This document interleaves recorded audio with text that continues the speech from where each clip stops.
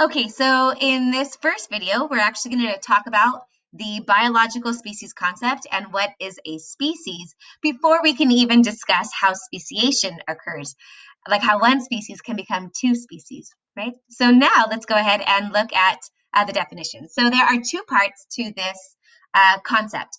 And under the biological species concept, a species is defined as a group of similar organisms able to interbreed and produce viable, fertile offspring.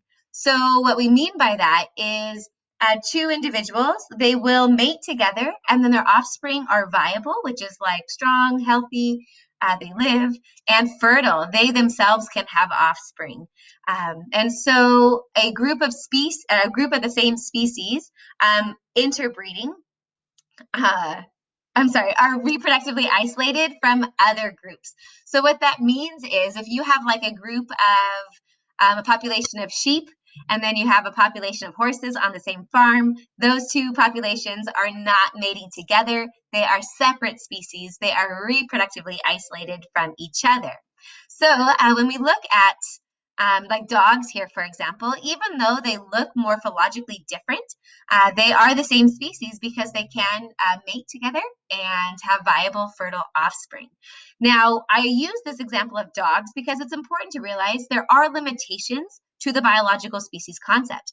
If you are a paleontologist studying fossils, by looking at two fossils, you don't know if they could mate, or if they chose to mate, or if their offspring were viable and fertile, right? All you have is the bone structure. So this biological species concept only really works with living things.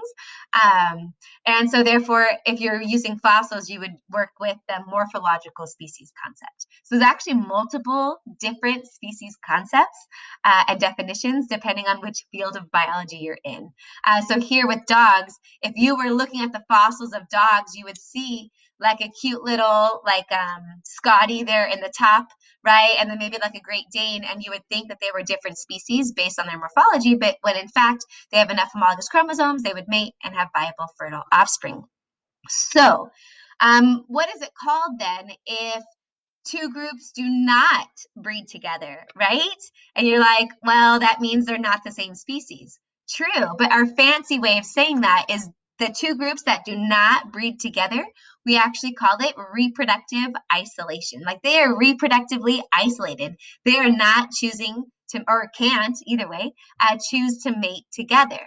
And so, when we talk about this definition of a species, it really has two parts. We have the part where I keep saying where they choose to mate, right? So in nature, they find each other and they mate.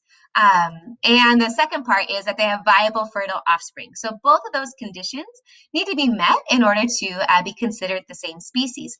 Unless you're a plant or a fish or something, and your pollen, if your plant is like the sperm is floating in the air and then it lands on another plant of the same species, like they're not choosing to mate. It's just wind pollination, random mating.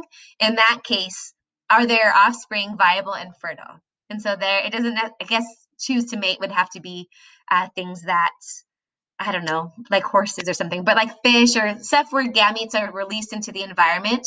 I guess that choose to mate part wouldn't be part of it. Anyway, so our questions then become uh, what would prevent two populations from being the same species? And we're going to use these two parts of the definition to like break that down. So we have things called prezygotic barriers that would prevent a zygote from ever forming between two groups. And then if a zygote does form between two individuals of different populations, what would prevent that zygote from forming viable, fertile offspring? And so let's go ahead then and talk about this. So what we see is when we talk about prezygotic barriers, basically these are things, mechanisms that are going to prevent a sperm and egg from fertilizing and becoming a zygote. So prezygotic barriers are anything that prevent mating and fertilization. So we have geographic isolation, habitat isolation, behavioral isolation, temporal, mechanical, and gametic isolations.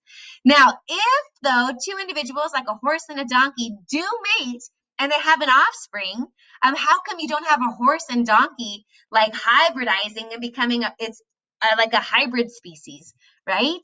So there are 3 reasons why when a zygote forms, it may not develop into a viable fertile organism or offspring.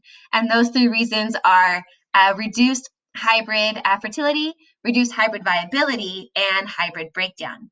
So I'm going to stop this video, and then I'll make a separate video on prezygotic barriers, and then a third video on postzygotic barriers, so you're not watching one long, boring video. All right, good job.